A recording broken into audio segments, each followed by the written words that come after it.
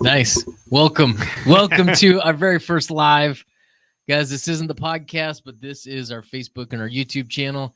And really the reason that we're even doing this is to make ourselves available to you guys.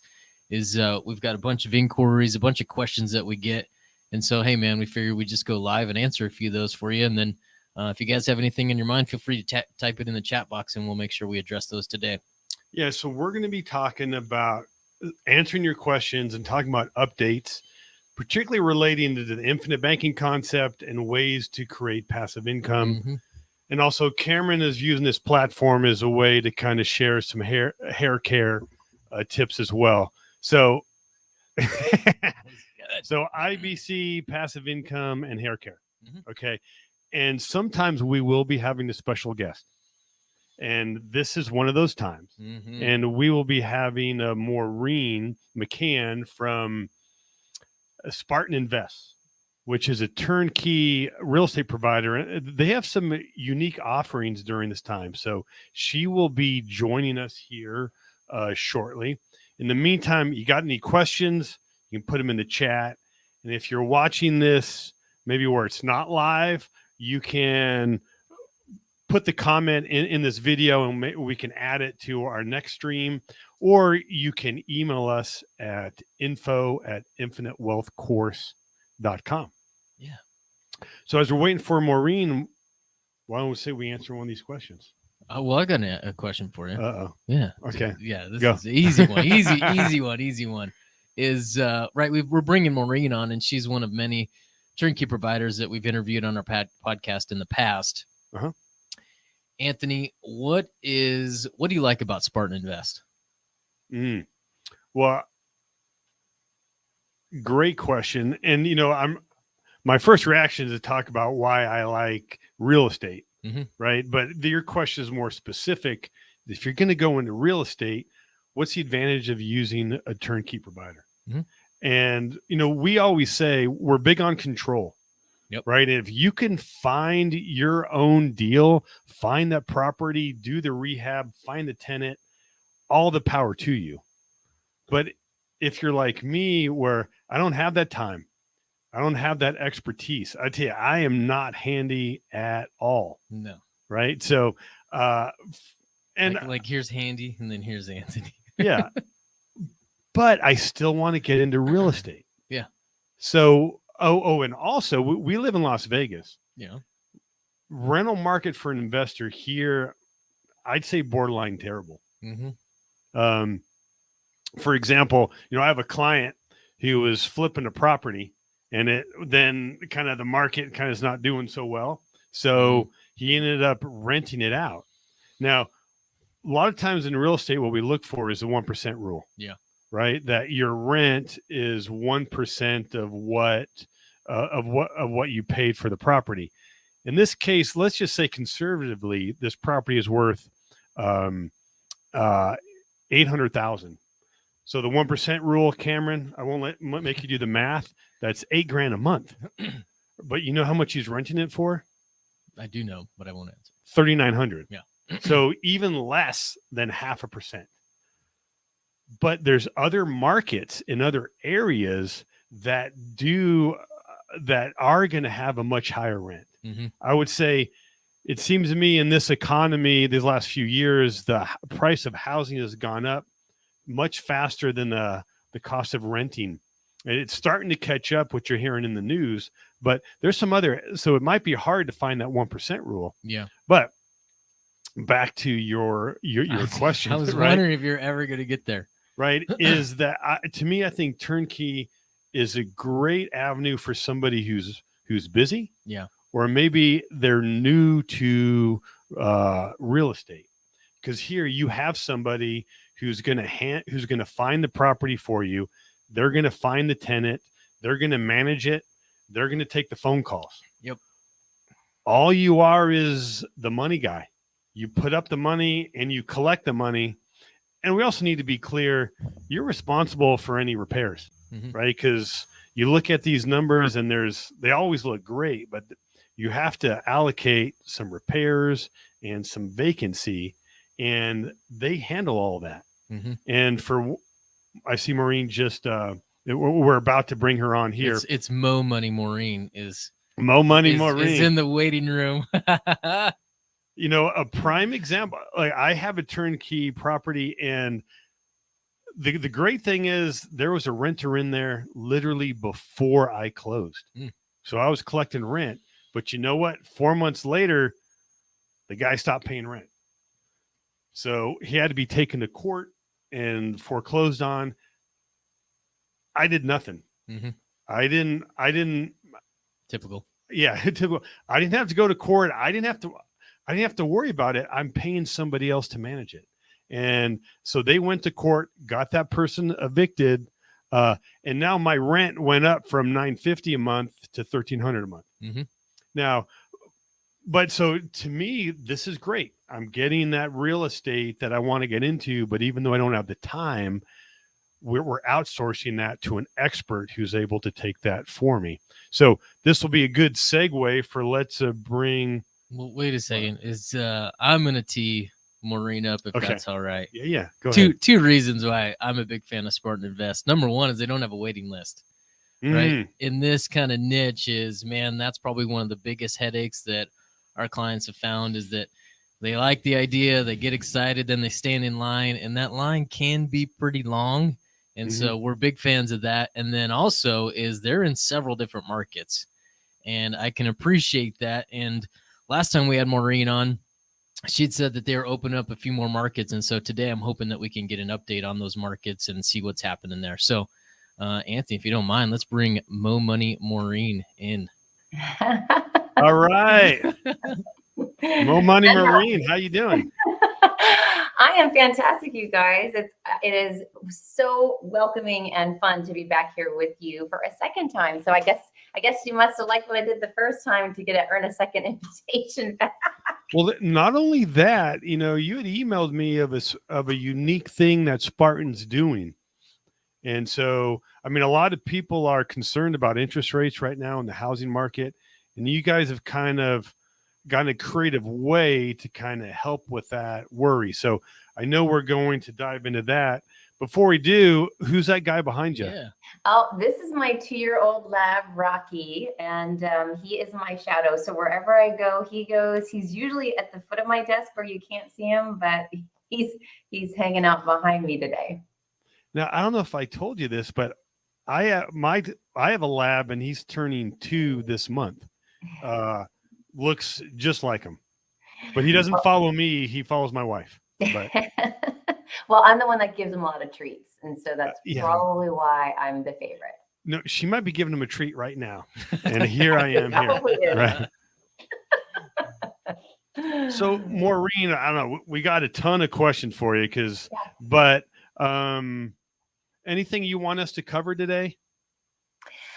I think, sort of the hot topics are where do you put your money, today? That's a big question on investors' minds. And, I think the crypto guys are talking crypto. The gold guys are promoting gold. The real estate people are promoting real estate. So you're just promoting your niche, and you're finding out, you're trying to help investors just discern where is the best place to put your money, because I think a lot of people are concerned about that. And I play the long game. I don't play the short game. This is why real estate for me is what it's why I built a career out of it for the last 13 years. It's why I do it personally, and I'm an advocate for investors. But we'll dive into the reasons why, even in high inflationary times, it's really kind of a great time to take on debt and to buy hard assets. We'll talk about that. And then, I think everyone on the top of everyone's minds are, hey, the borrowing costs are going up. It's not as sexy as it was, 5 months ago for the cash flow. Yep, cash flow is not going to look as great year 1 and year 2, but you're locking in on a fixed rate over a 30-year period, or for however long you own that property. And then you've got the rent inflation that goes along with it. That makes the cash flow and the long-term play much sexier. More on that later. I look forward to that. Maureen, is the intro that I gave you is, if you don't mind, let's start there. If you can, give us an update on some of the markets. I think you guys were in 4 and we're expanding out to 7 maybe. How has that progressed over the last several months? Yeah, so opening up markets, you want to do it. You want to scale and grow at a pace so that you don't compromise the quality of the finished product or the customer service that we deliver to investors. So, could we go out and buy a bunch of properties, and throw them on my Shopify site? Yeah, I could, because I know that I could sell them, but there would be a lot of problems along the way. So, we go slow and steady. So we very well established in Alabama. So Birmingham, Tuscaloosa, we've been in there 9-10 years. Huntsville, 3 years. We just started buying properties in Montgomery, although we've already had team members down there scouting. We have one of our owners has about 51 units down there that he wanted us to manage. So that's why we made the transition down there. We also made some connections with wholesalers. So we're buying now. We should be offering those properties, I'm going to guess, after the new year. And then Chattanooga, Tennessee has been a market for us. We opened just about a year ago. And North Georgia, just got our broker's license there and sold our first 2 properties in Rossville, Georgia, right across the Chattanooga border. Now, what are some of the give us some of the stats of these houses that you are offering? Thank you. Happy to. Yeah, thank you I like how you guys fill in the blank for each other. It's really cute. Yeah. I'm just here to prop this guy up. Yeah. So great. The price points, we're still a very affordable market. Even our new construction, we do rehab properties as well as new construction. Our rehabs go from, on the low end, 115,000 to the high end 190. And then our new construction, 250 to 285. So, and that's 3-bedroom, 2-bath, one or 2 car attached garage. So that's pretty hard to find. Brand new house somewhere in the United States that is under $300K, and we're able to do that. And the rents on those, it's a range, right? Because I went from 115 to 285. Let's call the low end 900 and the high end 1900. So, okay. Now let's just pause here for a second. So, I don't think a lot of people realize that you can buy a house for $115,000, right? And maybe they might be thinking, well, that's the down payment, $115,000, right? No. So we could probably get this house with closing costs, probably I would assume 25, maybe 28,000. Yeah, that's usually the starting. I mean, people ask me that all the time. Like, what is the capital that I need to get started? A lot of times they think it's more than what it is. You're looking at 30 to 50 grand, depending on the price point of the property. You can put 20 or 25% down. Putting a little more down puts a little more equity in the house for you. You get a little better rate and term from the lender because it's less risk, right? Because you're putting more money in, so they like that. But you could even, be a veteran and start with a VA loan at 0% down. Buy yourself a 4-plex or a duplex, live in one side, rent the other side out, and have the renter pay your mortgage and give you some extra money each month in your pocket. Interesting. So you guys do offer some kind of multifamily quads and those things, right? Is that what I heard? We do, yeah. So we've always specialized in single family. That's been our niche for whatever since we started. But we have found opportunities not only with the new build to rent, but also the multi-unit. So we have come across some duplexes, triplexes that we have sold here probably in the last couple of years. Has been more of that play for us. I've got 2 right now, 2 duplexes available for sale. Are those in any particular market? I have one in Chattanooga. The other one is in Kimberly, Alabama, right off the 65, headed in between Huntsville and Birmingham. Okay. How's demand been for you? On the rental side, it's been extremely strong. We have not. My rental. Okay, so here's the scoop. My leasing agents, I have 6 of them. Their biggest complaint is they don't have enough to show. Right. So if you think about the size of of Spartan, we've got about 2,100 doors under management. We only have 51 vacant houses right now. Right. So, and we had 272 self showings last week. So you've got 272, call it people looking at 51 units. It's not enough, right? Because my leasing agents are commission only, so they want more properties to come out, right? They're like, hey, we need more properties. We got to show more people more things. And usually for us, a healthy is like 60 to 70. You want, at least 70 vacancies or rental available properties to show for that number of leasing agents. So it was down to 37. Now we're up to 51, right? So, but the demand for leasing, my leasing agents look stellar because we put something on the market, it rents pretty quickly, and usually for the higher end right now. Where are you seeing the price of rent trending?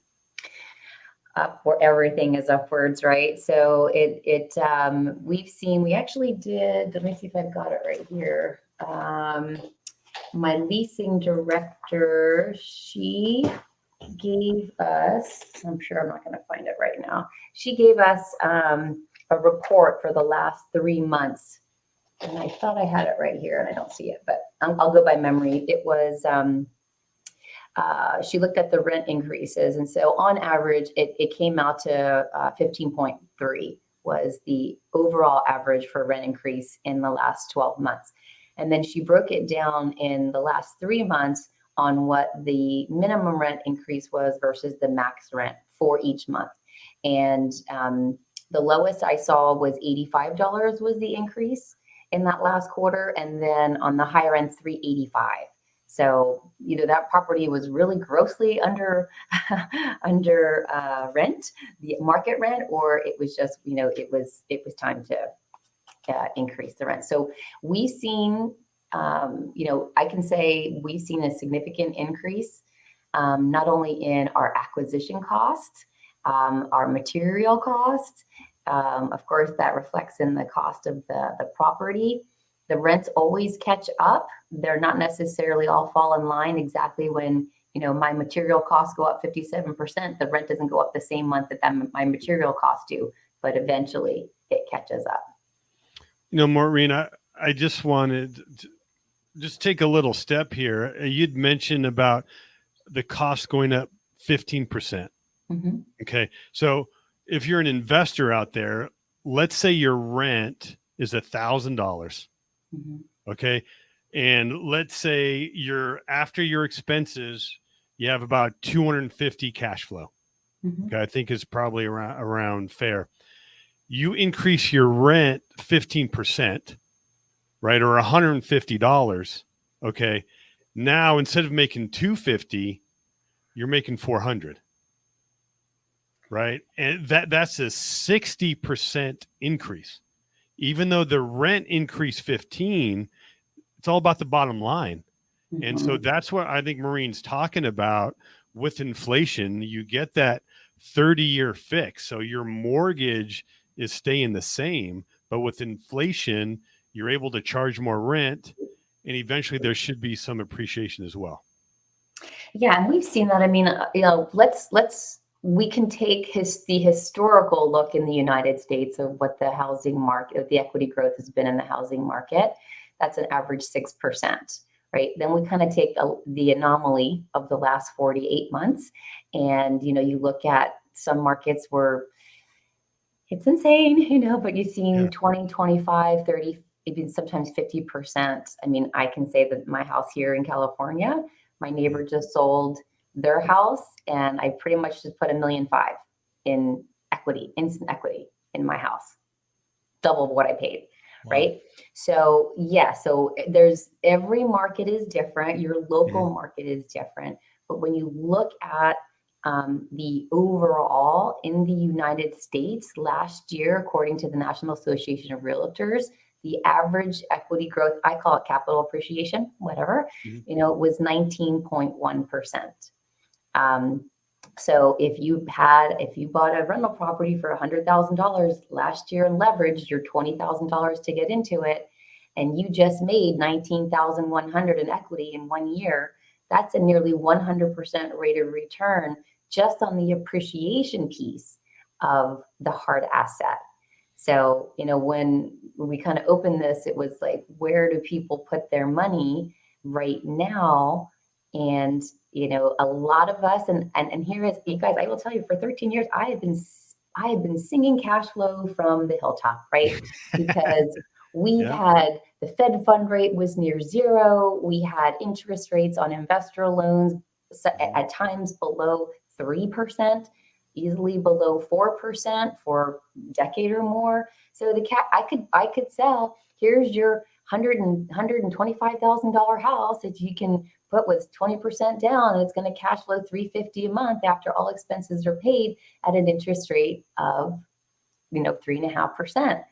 We're double that now, right? So the cash flow gets cut in half because the interest rate has gone up nearly double.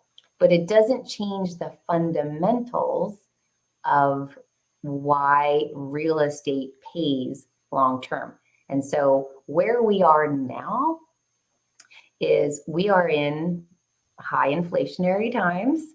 Some people would categorize it as hyperinflation. I think the Feds are trying to do what they can to cool. It's funny, not even cool the economy, cool the housing market, because the hottest thing in the U.S. is the housing market. So they've got to cool that down. The best way to do that is to raise the rates, and then that sidelines the buyers, right? That's what happens.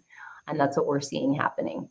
On the buying side, definitely not slowing on the rental side. Like, we have people. So I'll give you a funny story. Jonathan is his name. He's a trucker.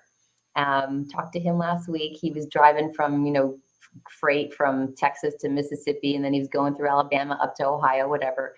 So he stopped in to see the property that he bought, but he's closing on it this week. And as he was there, he called me and he goes, "Hey, Maureen, what's the code to get into the ELB code to get into the house?"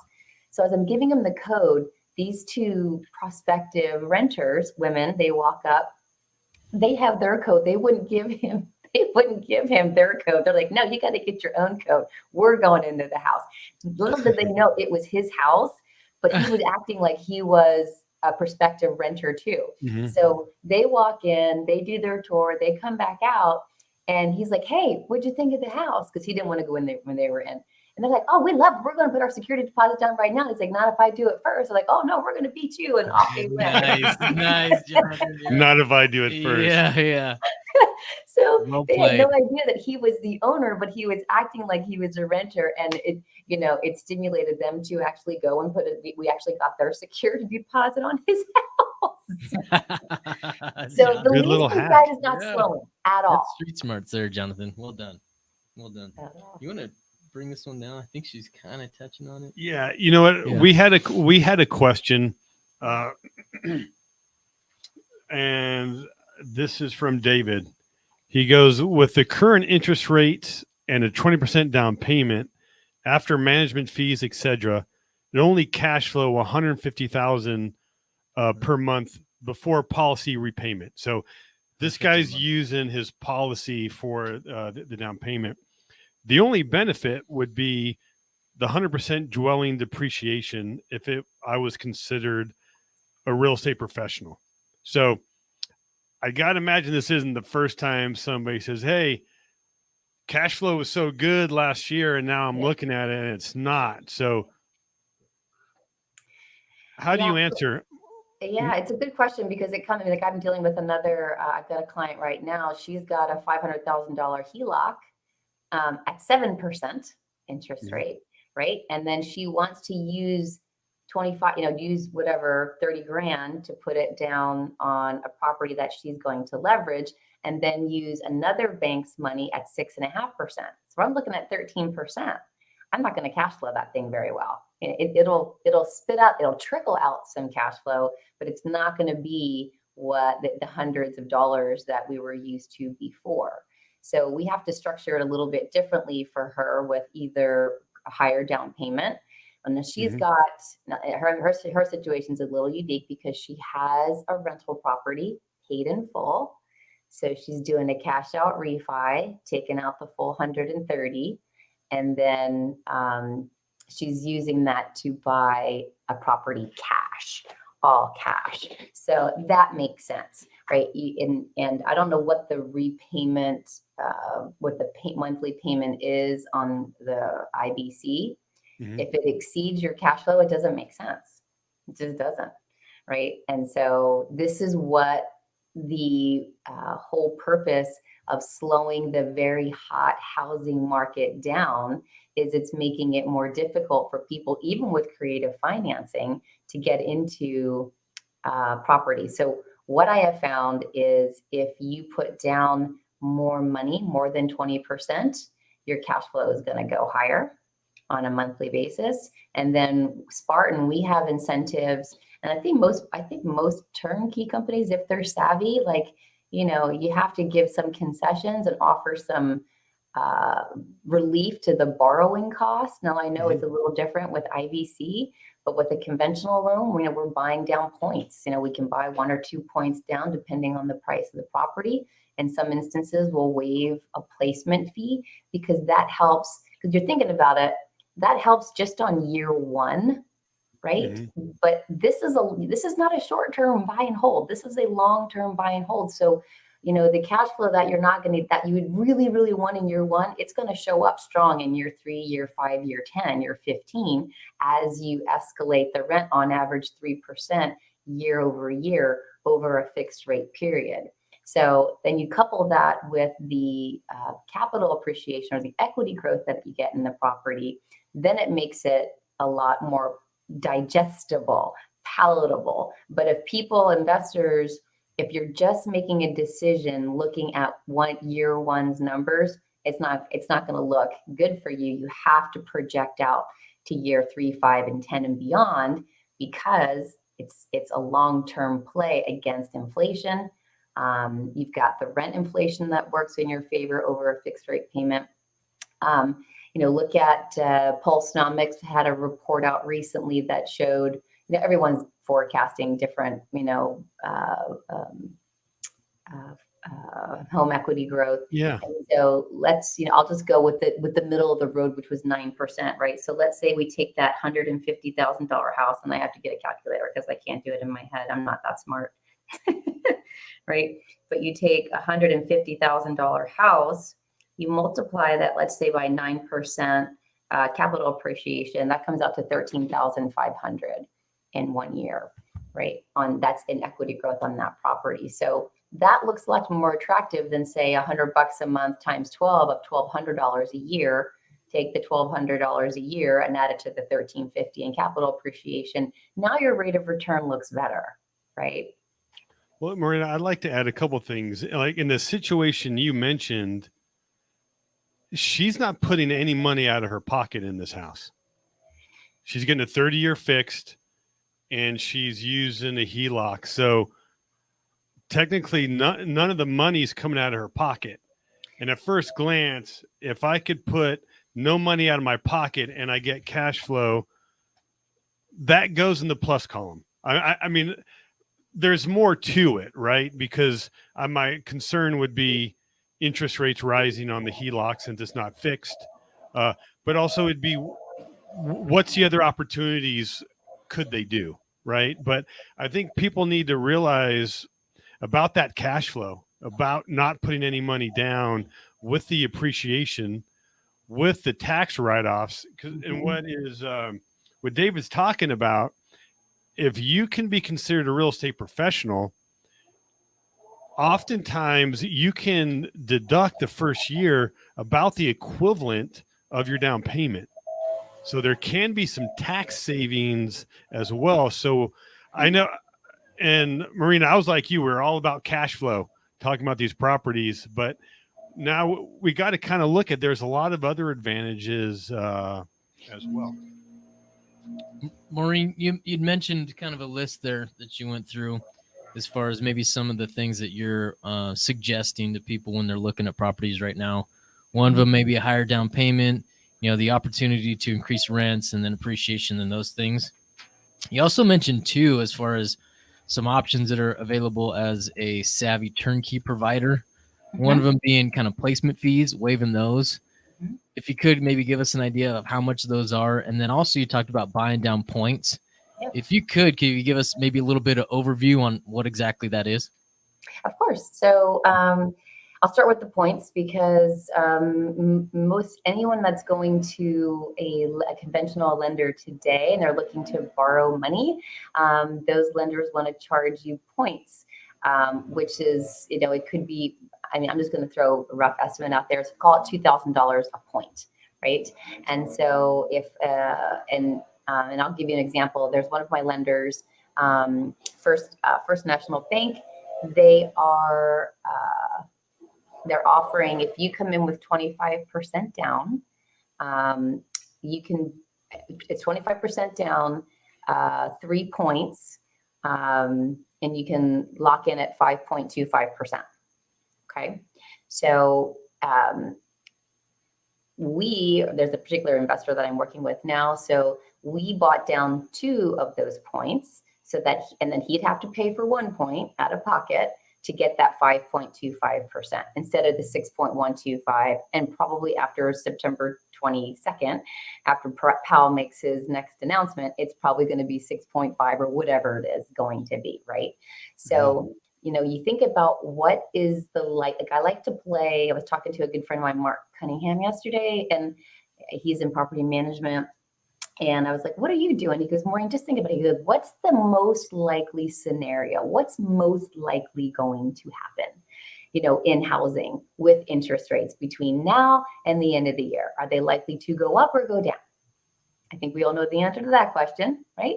Mm-hmm. So does it behoove you to wait? No, not necessarily, right? Because if you lock into something now, you can always refinance later if and when the rates come down. Right. But again, it's just, where do people place their capital? So we as a company had, come together and we said, okay, look, there's higher borrowing cost right now. What can we do to help offset the borrowing cost and incentivize investors to keep going forward, get over the fear, get over the resistance, get over the I'll wait and see, I'll just sit back and wait and see until later happens. No one really knows what later is happening. I'm doing a lot of research. I'm sure you guys are too. And we could have a whole nother discussion about what person A and person Z and everybody in between says, right? But I like to follow more data versus opinion. So, so to answer your question, we are buying down the points, which is the equivalent of about 4,000. So if you've got to come in with 6,000 extra for the point buy down, Spartan's covering on average 4. Right. And then, so that helps lower your borrowing costs, helps lock in that lower interest rate, can push up your cash flow better than at a 6.5. And then you lock in that 5.5 over that 30-year period, and you get the 3% rent escalation. That formula works and has for centuries. Okay. The other part was the placement fee. So the equivalent of a placement fee in the states that we do business in, you can only charge 1 month's rent. As a security, that was placement wrong. Fee.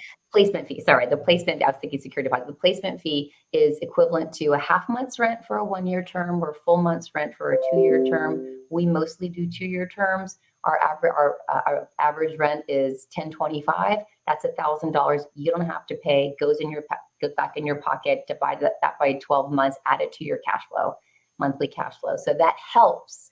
Right in that first year. Mm-hmm. Okay, Maureen, we have a bunch of other IBC questions to get to. All right. We appreciate you coming on. Where can people find you? You guys can find me. Just go to SpartanInvest.com. We've got a contact form you can fill out. You'll be assigned to me or one of the other sales folks. We'd love for you guys to check us out. Thank you so much for having me on your Infinite Wealth podcast. I love what you guys do and love supporting you and your listeners. Yeah, and just to be clear, don't go to Google and search Mo Money. You will not find Maureen. Go to Spartan Invest, go to About Us or something there. So awesome, Maureen. Thanks again for joining us. Thank you guys for your day. Maureen. Take care. Bye. Okay, let's dive into some of these questions that we have so far. So this first one, how important are dividends to the success with infinite banking? What would you say, Cam? Oh, man, I think we've done a podcast on this. Yeah. So we will certainly reference this and we'll share it in the notes, whatever we can do in there. But as far as dividends, people place too much emphasis on dividends, in my opinion.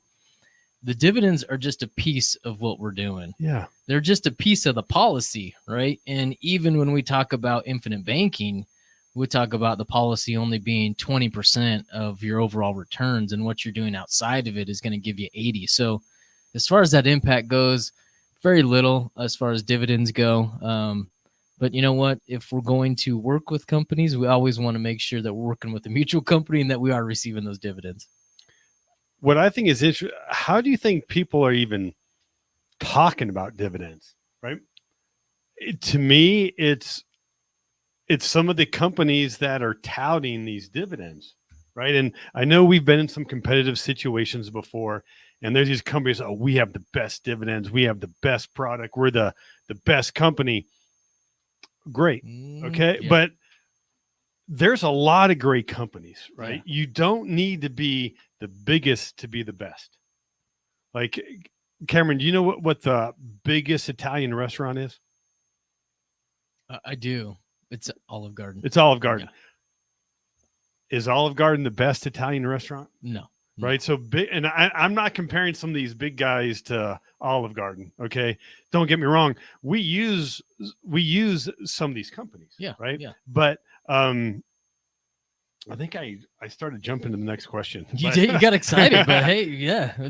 Yeah. As far as dividends go, right, is I was asked this question earlier this week. Yeah. Right. And he was saying it is a competitive situation. We get that often, right? People are looking around. They're saying, hey, who's a good advisor? But there was a gentleman called in, was talking to somebody else from very reputable company, very good company, right? I would say that you could certainly use their policy for infinite banking, but certainly not the best. And the information that was relayed to me was he was telling me that the advisor from that respective insurance company was telling him that they hands down had the best policy in the industry. Mm-hmm. And I tried my best to sit there with a straight face, right? Is we look at this stuff, throughout the year, every year, as long as we've been doing it. And the company that's referring to, they've never been at the top as far as what we look at. And I know what they're referring about when they are touting like the reputation of the company is they always go back to dividends. And what I was telling the gentleman was the dividend rate does not equal cash value accumulation, right? They're very different. And oftentimes, right, if they're touting a very high dividend rate, it doesn't correlate or translate over to cash value. So there is a misconception there. The other thing that we touched about in our previous podcast was the dividend rates are not even uniformly reported, right? So wait. So I think that's very important. So can you explain that? Yeah, right. So dividends are, right, the amount of profit that is paid back to the policy owners at the end of the year. And you can report like a gross dividend distribution or like your net dividend distribution. And what I mean by that is what you're going to take out of that is going to be really the administrative expenses and then any mortality rates. And so you can have dividend rates that fluctuate wildly between companies. And even as a matter of fact, is we have one major mutual insurance company out there that doesn't even declare a dividend rate because they feel like it is a poor measure or a poor metric between insurance companies. So if somebody's touting the dividend rate, it's probably not the best design for what we're going to be doing. So, right, what I would stress to you and what I stressed this gentleman on the call was, let's look at the overall, right? Let's look at the overall performance. Let's look at the flexibility of the policy, right? Let's look at the access or the administrative support that you have from that company. Is it good from the client's portal? Is it good from the advisor portal? And then more importantly is how well versed in IBC is your advisor, right? Just because somebody says, hey, you can do it with this, doesn't mean that they are a quote unquote expert kind of in that field. Well said. And kind of that next question, which we've kind of answered as well, but it was, should we only work with the 4 major mutual insurance companies? First of all, I don't know if there's only the top 4. This is just somebody out there, they've picked the top 4. Yeah. And if here, we don't, to us, the company is just part of the equation. It's not the entire equation. It's the agent, also most importantly, it's also you. Yeah. Right. How are you going to put it to work? So we don't badmouth companies we don't work with or promote the ones that we work with because they're all great. Yeah. I mean, we work with companies that are mutual, over 100 years or older, paid a dividend every one of those 100 years, and also support the infinite banking concept. Yeah. And I will tell you, one of the top mutual companies size-wise does not appreciate infinite banking. Put some limits on how their agents propose.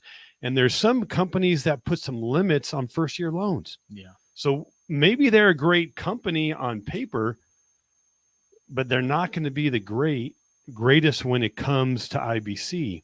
For example, to us, it's about the bottom line. It was a couple things. One, where are we at in cash wise? And when I was in a competitive situation with this company that was touting these amazing dividends, right? And their agent was bad mouthing the company we were using. And I'm not going to badmouth that company. It's a great company. Yeah. I mean, so, but you know what? They're not the best for IBC. For one, they're they're not as flexible on making those PUAs. Yeah. For example, I got an email today from a client. He's like, "Hey, I'm putting my 2 kids into college, and this is more expensive than I thought. I can't continue the premiums at this pace. I need to lower them." Companies we use, we can lower them by a phone call. But you know what? I know 3 of, or maybe all 4 of the companies this guy's talking about, you can lower your premiums, but only on your anniversary. How oftentimes do you have a financial issue and it just happens to be on your anniversary? So maybe that company even has more cash value a little bit. Yeah. But when it comes to time of need, it's not going to be a good fit.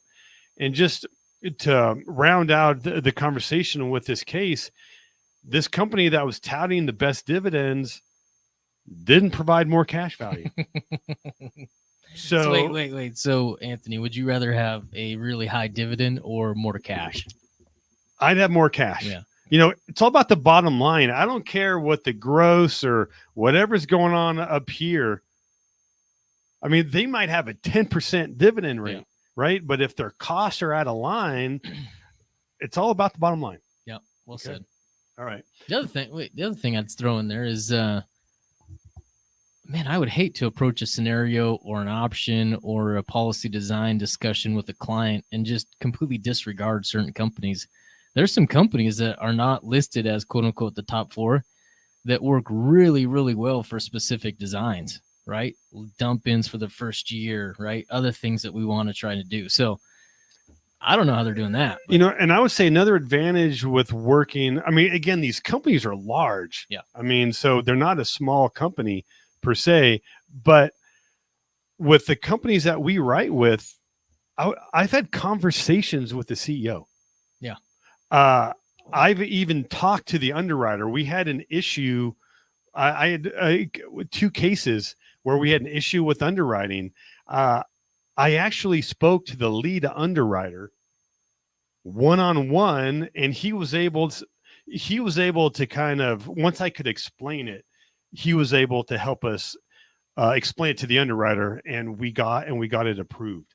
And if we had been with one of these top 4 companies, I'm not going to be able to talk to the CEO. Yeah, they'll say, Anthony who? And I would tell you, we've been on calls with the executive team. We can ask questions. We can give our input. That top company is not gonna give us that voice. Frankie's got a good one in here. Okay, Frankie, appreciate you jumping in here and asking this question. He says, do any carriers offer a guaranteed rate of return on the premiums for IBC? And Frankie, the answer is absolutely yes. When you run an illustration, there's actually going to get 2 columns. You get a 3. You get premiums going in, then you get a guaranteed cash value, and then you get a non-guaranteed cash value. The difference between those two features is going to be in the non-guaranteed. They're including a dividend. And what they're going to do is they're going to take last year's dividend and they're going to project that forward each year. The way that I communicate that to somebody is that dividend can and will move over time, right? Nothing's ever static. It's going to fluctuate a little bit, go up and down. The reason that we're choosing the companies that we choose is because they are very slow to move that dividend, right? So we don't want a whole bunch of flexibility or volatility in that dividend. We want something that's going to be pretty static, but they do have the option of that. When you look at the guaranteed rate on an IBC or an illustration, is when you look at that column, that is stated as if there was never a dividend that was paid, which I think is a gross misunderstatement, right? Yeah. When they're showing the policies. But man, if you go in there and you pull that out, you can get it. You can figure out the absolute guaranteed rate of return on any illustration. So yeah, you do get a guaranteed rate. And what I like about using life insurance as a financial tool, we have a guarantee. Yeah. There is a floor. Cameron, what's the floor in your 401k? Or investment account, right? 0, right? While we're talking about this guaranteed rate, I think there's a lot of misconception, even in some of these IBC guys that are out here touting, where there is a guarantee rate. It was 4% before 2022, but the government allowed them to lower it. So it can be anywhere between 2 and 3.75. So some companies have made a stance and are kind of somewhere. We have some companies that are using 2.5, some companies that are using a 3, right? But even when it was 4, I heard IBC guys and girls saying, "Hey, you're earning 4% on this policy, and you're earning dividends, and if the dividends are 6%, they're adding those together." Total wrong move. That 4, just like Cameron had talked about the dividends, that 4 is gross, right? So then they have costs of insurance and admin costs. It's really about the bottom line. Yeah. Right. So let's finish that sentence, if you will, because I don't know if you finished it. You did. I didn't finish it before you interrupted. No. Go ahead.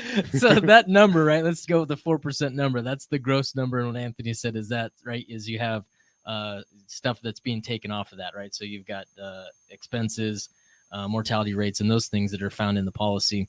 And then what gets added on top is a dividend. The dividend, it doesn't translate to a 4% dividend, gets dumped into your policy at 4%. You got to go in and do the math, and it's going to come in as a dollar amount. And so that's why it can and will change over time. And so when you add the guaranteed rate plus the dividend coming in here, that's what gets you back up to around that 4% number. And we always say around because it depends on somebody's age and someone else. So just to be clear. Okay. Thanks. Absolutely. Now we had one more question, but I don't know we're over time. Yeah. The question is, maybe this will be a little nugget for something to look forward to. Mm-hmm. The question is, am I too old for IBC? And without giving them the answer, Karen, why don't you tell them what actually you did, surprisingly, and we've turned it into a podcast. So, yeah, if you're as old as Anthony, yes, you are too old for IBC. You should just give up. No, you are not too old for IBC. Man, I did this a long time ago, and I just did it again recently. We have a podcast that's coming out specifically on this topic. But here's what you're going to find when we go through there. If you run an illustration, and let's assume that you've got X number of dollars going in as premium, and I'll give you some numbers. Let's say somebody a 20-year-old puts in $10,000 of cash value, or 20-year-old puts in $10,000 of premium, a 40-year-old puts in $10,000 of premium, and a 60-year-old puts in $10,000 of premium. If you run those cash values out and you look at the 10-year mark, the 15 and the 20-year mark, they are very, very close. And what's surprising to me when I ran that illustration is that the 20-year-old is actually never in first position, right? As far as having the most amount of cash value, whether it's year 1 or year 20, it was 40 or 60, and they kind of traded off. So very interesting in that regard. But what you are going to find at the different ages is the variable that's going to fluctuate is going to be the amount of death benefit that someone gets. And so I'm going to make these numbers up. I don't remember them, but let's say the 20-year-old for $10,000 of premium had $1 million of death benefit. The 40-year-old of $10,000 of premium had $500,000 of death benefit. And then the 60-year-old at $10,000 premium had $250,000 of death benefit. So that's the trend that you're going to see. Don't hold me to those numbers, but very, very interesting. And so that right there, when we're designing infinite banking policies, is we're designing it for cash value accumulation. So if we're approaching it from that perspective, is the death benefit is secondary and sometimes irrelevant. And so if you're approaching it from that point of view, you're never really too old. Although I will say that we did kind of say, hey, when you start to approach the ages of 70 to 75, it is kind of a one-off consideration. You do need to look at some examples. So, okay. So that I don't know, that podcast is dropping, I think, next week, but we also recorded on YouTube. So YouTube, we will have the spreadsheet here. Yeah. I know time's short, but this is a pressing question, and this is for Cameron. Yeah. What do we got? Okay. You want to read it? Jacob. How did I know that you were going to show up today? I'm so glad that you joined us. Yeah. Jacob asked, does Cameron have a dedicated policy just for his hair product investments? This is a common question. I'm glad Jacob finally was brave enough to ask it. What? The answer is yes. Okay. All right. Yes. Well, that is a great note. I take a policy loan at the beginning of the year. I buy my hair products in bulk, and then I make monthly payments back to myself. Yeah. I love it. Yeah. Love it. Yeah, love absolutely. It. I get like a 12% rate return on that. Yeah. So, all right. Thank you, Jacob. What better way to end it? Jacob, you are the man. We will be doing this on the third Thursday of the month at noon. So bring your questions. We won't always have a special guest. I don't know if we'll always go so long, but hopefully we're not being long-winded. We want to be able to provide the answers you have about IBC and passive income and how to get silky smooth hair. I won't touch it because you will punch me. But also, we are going to start streaming our podcasts, interviews live, just like this. So you will be able to ask questions. Those times are always kind of a little bit different, but the best way to do it is if you subscribe to our YouTube channel or to our Facebook page, you will get reminded of when we go live. Awesome. Well done, Anthony. Well done. Thank you, Cameron. Well done for you. Go make a fantastic day. Take care.